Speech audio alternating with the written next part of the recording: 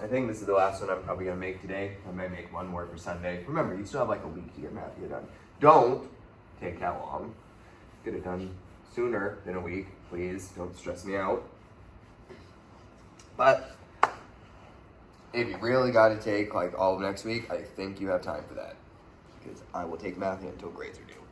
So let's just try and get through rigid motions together, and then we can move on. Or, well, and then I can go home. Okay.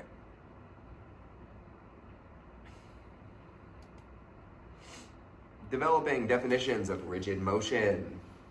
I think this is another one where we're just defining stuff. Okay, decide whether each statement is true. That P to Q, line segment PQ is congruent to P prime Q prime. Yes, they are. Okay, because they are going between parallel lines. The distance between parallel lines, as long as this angle is the same, which I'm assuming it is. Yes. Okay, PQ is perpendicular to BC. Yes, it creates a 90-degree angle. You can only do that if it's perpendicular. The measure of Q to Q, the measure of Q to Q, the measure of Q to Q does not equal the measure of T to R. Does not match T to R. Well, let's actually read the question a bit more. Consider PQ, line segment PQ, is perpendicular to CB. Well, we already answered that was true. Okay, translate PQ using the translation function T to R. PQ, it's being moved a distance of TR. This is the distance it's being moved. So no, they are, well, that's false because they are equal. Okay, P2P is the same as T2R. That's also false because those are the same. This is also the distance that's being moved. That's what the translating along the directed line segment TR really means. Okay, line TR is parallel to QQ. Yes, it has to be. Okay, that's what, I mean, these are clearly parallel lines. They will never intersect. It's because we have a transversal here. I can see a transversal. I know that these are vertical. I know that these will be alternate interior. Everything about that says that they are parallel. Complete the statement about the example. Line segment PQ was translated in the direction of line segment or ray TR, the distance of line segment TR. Okay. The diagram below shows the function T of GK, the translation along the directed line segment G to K, the translation of SV. Okay, so the translation of this in the direction of this, the amount of this. So this, we know, S to S prime will be the same. The measure of S to S prime will be the same as the measure of G to K. I don't think that answers the question, but that's the point of the question. Okay, so the input of the function. Remember, the input is not the little thing there. The input is the X. It's what's going into the function machine. You are popping out a result. This, to make it more straightforward, this is your input. This is your output, because that's what you resulted in. That's what the result was. Okay, so the input of the figure is SV. The output is going to be S prime V prime. Line segment SV is translated in the direction of ray GK, as I've said, and the measure of SV, or SS and BV, is equal to the measure of line segment GK. Line segment SV prime is congruent to SV. They are the same line and is not parallel to GK. Notice how they would definitely cross GK eventually, so they are not parallel. Wait, what? Oh, GW. Oops, sorry. I read GK. Yes, it is parallel to GW, because that was, I think, the original, like, replication of that line. That we then decided to translate. So, okay, that's it for that one. I don't think there's much more for me to do, because the rest will be the same. And that's a short one. Exploring rigid motions and dilations.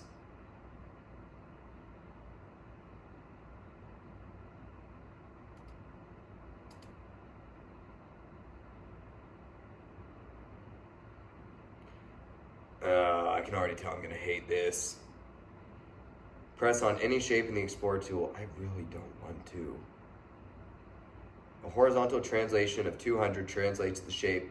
Okay, well I know because of a coordinate grid. If you're going 200, you're going positive in the X direction, okay? This is to, if you know your lefts and rights, this is to the right. Okay, the positive direction is to the right. Okay, negative 200 translates the other way. So 200 to the left. And that's because it's a horizontal translation, not a vertical. Wow, that ended up being that easy. You guys are gonna be fine. Check this out, this is easy. Vertical translation of 75. Positive is up. Wait, what? Oh, I clicked down, that's why. Positive is up, negative is down. Tricky, wow, that was so hard. Let's move on. Okay, a rotational transformation of, here's a good practice. How many degrees to rotate the shape? 125 degrees counterclockwise. I already erased it. But the way a clock does not go is surprisingly positive. So that would be positive 125 degrees. If it's going clockwise, it will be negative 125 degrees. Do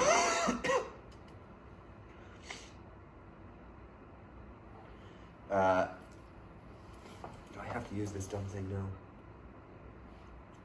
One of the shapes that looks exactly the same after a horizontal reflection. Okay, I can do this without. The star and the hexagon would both. The star. Oh wait, it's making me choose between certain letters. The letter A, that would translate down the middle. The letter A, if I did a horizontal, right? Horizontal reflection would not be A. Okay, horizontal reflection would be the leaf.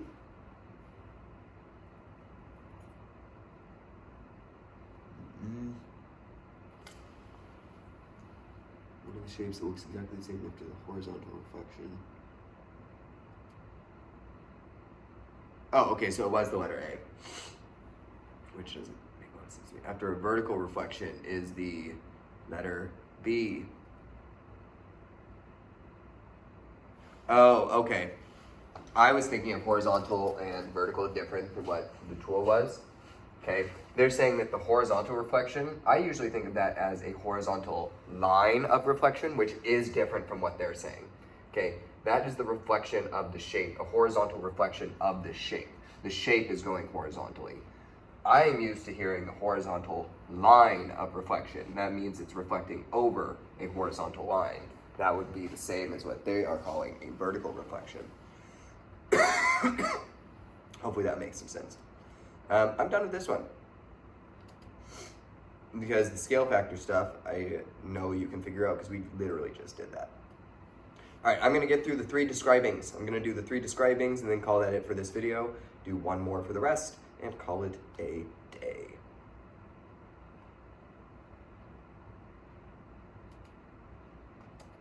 Describing a translation, this should be quick and easy. These are my favorites because they are easy. Okay. I'm going to use a translation, okay? I'm going to transform by, I think I can just drag, horizontal translation. I want to move this shape onto this, okay? If I moved this shape over 2, that's not what I'm looking for, because that would map X onto W. I need to figure out how far to get W to map onto W. 1, 2, 3, 4, 5, 6, 7, 8. I need to go 8 spaces to the right. I need to go right 8 spaces. I need to go positive 8 units. Boom. Yes, it does. Great. There's more work? No, there's not. Okay, we're gonna go back. Are we? Oh no, they're the same size and the same shape. That's what I wanted. Yes, they are congruent and similar. Remember that, because that was a question on the most recent test. There was a triangle with, okay, on the most recent test, we had a triangle like this, and I asked if it was similar to one that was like this. And most people said, no, not enough information. Yeah, they are, because they're gonna be congruent. They're gonna be congruent, which is also similar. Okay. over here. We got to move vertically. We got to go down from Q to Q. Or we're going up from Q to Q is 1, 2, 3, 4. Up 4, positive 4. Cool. Yes, it does. And as per usual, they are the same size, same shape, and they are congruent and similar. Done with this one. Describing a reflection. This one can be nasty sometimes, just for the record. I helped somebody with this, and I was getting very furious to the point where I just pushed them through because I felt like it was broken.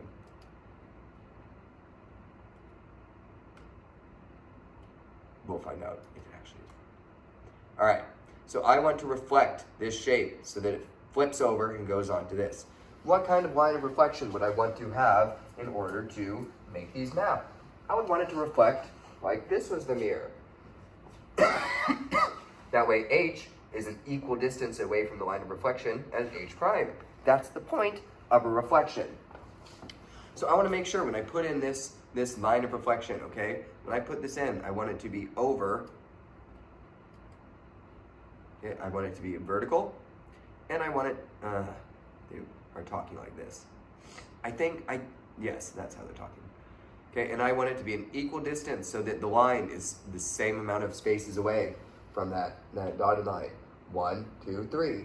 H prime, 1, 2, 3. It should be the same for all the others. So it is the way that I originally thought.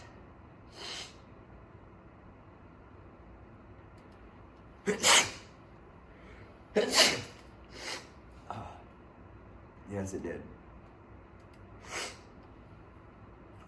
Okay, and they're the same size. And the same shape. And congruent and similar. One more of these. Okay, for this one, we cannot just do a vertical line of reflection. We got to diagonal it. Make sure they're the same distance away from that diagonal line. Let's try and figure that out. What if I make my point here? I notice that I'm down 2 over 1, and I'm over 2, up 1. Does that work? Yes, it does. Yes, they're the same shape and the same size. They are congruent and similar. Done with that one. I think I'm just going to finish up all of this in one video. It'll just be an extra long one.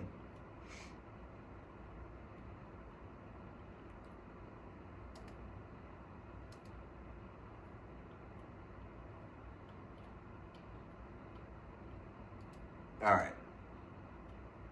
So this is a rotation. I need to make sure that I'm rotating so that the points match up. If I took T and wanted it to go to T prime, how far do I need to rotate? It gives you options, okay? So let's think about it. A 45-degree rotation. Let's just check out with real quick because you have the opportunity right now. Check this out. Center of rotation is point Q. T to T prime. T is rotating over here. Okay, let's make that up with point Q. Let's estimate it. What is it looking most like? Yeah, it's looking most like 90 degrees. It's because it's right. Okay, and it's going in the counterclockwise direction. So we got to mark that. It's 90 degrees counterclockwise. Easy peasy, lemon, and squeezy. Notice that all of those answers have been the same so far. All right, one more of these. Remember, we're rotating around point Q. This one you definitely already know. You can see the angle. I do not need to do anything. I still will. That's a 90-degree angle. But it's going this way. That's the way the second hand is going. It's going clockwise. It's negative. So you got to do a clockwise 90-degree rotation. And boom goes the dynamite.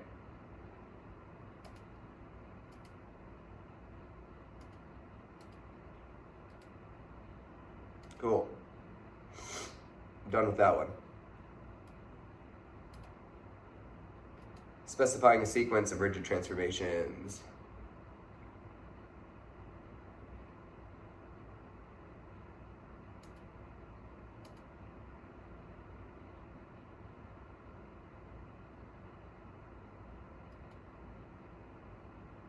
All right, so I have to do a couple things this time, and I'm saying a couple ways that I could do this, but the easiest one would just be a vertical and a horizontal rotation or translation.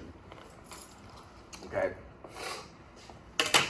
I can go over 1, over 2 units, okay, and then up 1, 2, 3, 4, positive, positive, 2, 4, positive, positive, 2, 4, 2, 4, 6, 8, who do we appreciate? No, okay, it wants you to click no and then do another transformation. 4, up. Yes. Congruent, same size, same shape, yada yada, yada yada. Now they can get trickier. Like this one, I can already see that I want to rotate and reflect. Because if I rotate, it won't quite do the trick. Or, guess what I could also do? I could rotate. Let's rotate so that points W and W prime are mapped onto each other. Let's just go positive 1 vertically. Okay, then we'll have Z up here. And let's just look at something. Didn't actually really hit the point.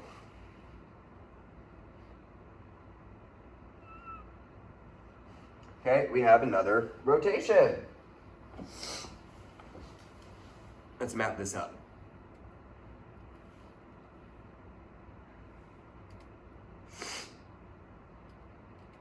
We're going counterclockwise. We're going counterclockwise. Now look. It's not always 90.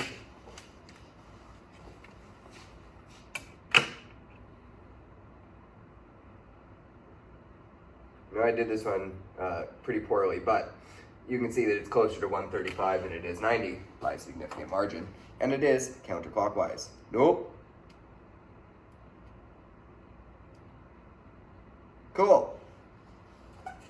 Okay, you just gotta do that each time. Fool around with it. Mess around. Like you don't have to get it right on the first try. Test things. Okay, the more you test with different options, the more you'll kind of figure it out on your own. Okay, done with that one. Last one on this section.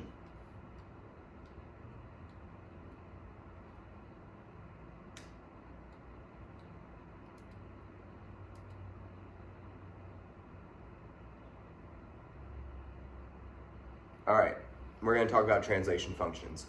If we're moving point Q to point Q prime, we are going in the direction of EF. We are going in the direction of EF, and we are translating Q to Q prime.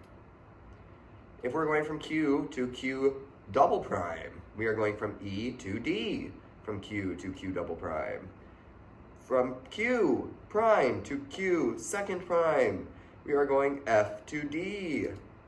F to D of Q prime to Q second prime. And pre-image Q prime, oh, now we gotta figure it out. The image of point DE would be point Q. If we're going from D to E of the original, we're going to just Q. Cool, that one's easy. Rotation functions, because it's making you do a function of each. Or a reflection function. ABC. ABC is reflecting over line S to ABC prime. Reflecting over line S to ABC prime. We're going from the original to the prime. That's why it's the top one. From primes to double primes. That is reflecting over point T. It'll be R of T. Look, only one answer for that. Excuse me, that's it. Rotation function. Okay, we are going point G to G prime. That is 45 degrees around point M. So it will be R, M, 45 degrees. Which way? The way that a clock goes. So it's negative because your clock goes in that direction. So negative 45 degrees, G to G prime. Oh, gotta include point M. All right, G to G other prime. This is 103 degrees counterclockwise. So it'll be positive. The rotation around point M of positive 103 goes over there. G prime to G second prime. Let's add up these degrees so we know what we're doing. We're going counterclockwise, and we're going 45 plus 103 is 148 degrees. Positive. There's only one answer with that. Great, that one's done. Like actually done. We actually just did the whole thing. Okay, almost there, almost there, almost there.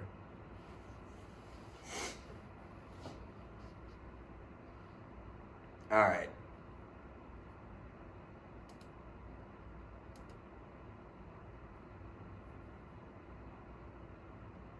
Select all the lines which are reflections.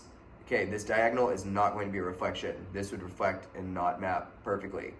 This will. Oh, dang it, that's not what I meant to click. I just said that, wasn't it? This will. This will. That's it. No more. Okay, what about for the trapezoid? Yeah, that works. No, that does not work. That's it.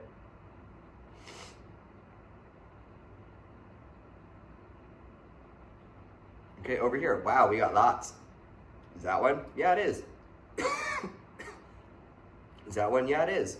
Remember, it's through the tip, it's a line of reflection for these if it goes from the tip perpendicularly through a base. And you just think of the base being constantly rotated 72 degrees each time. Okay, that one. This one also. Basically all of these. Okay, they are all. So yeah, obviously, no more. Cool, that's it. Let's look over here. Suppose this trapezoid is rotated about a point at its center.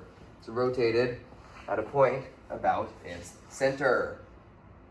Okay, that means, just so you know, what that means is that when it rotates 180 degrees, this is going to be the short side, this will come down, this will become the long side, this will go up. That's 180 degrees rotation around the center. A rotation of 360 degrees, you got to go a full circle to get it mapped back onto itself. Okay, it does not have rotational symmetry. This parallelogram, does it have rotational symmetry? Rotation, well, let's think. If I rotated this 90 degrees around the center, okay, we're going to have, let's see, it's always a little hard. This side with the one tick, okay, that would make this side be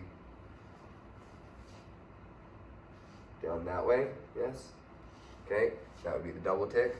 Okay, and then you'd have this one be out past this one up here, something like that. Cool. What if we do it again? Yeah, if we do it again, it's gonna map back onto itself. Okay, so that's every 180 degrees. Okay, a rotation of 180 degrees will carry the figure, will carry every figure? 0 and 360 will carry every figure, yes. Before you read it. Okay, that one's done. We're on the home stretch, guys. We're almost there. Reflectional and rotational symmetry, and that's it.